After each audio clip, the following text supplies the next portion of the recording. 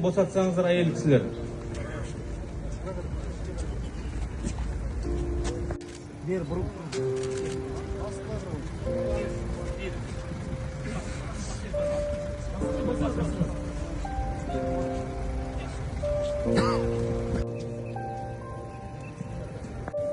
Құрметті жамағат, жаназа намазына дайындалады.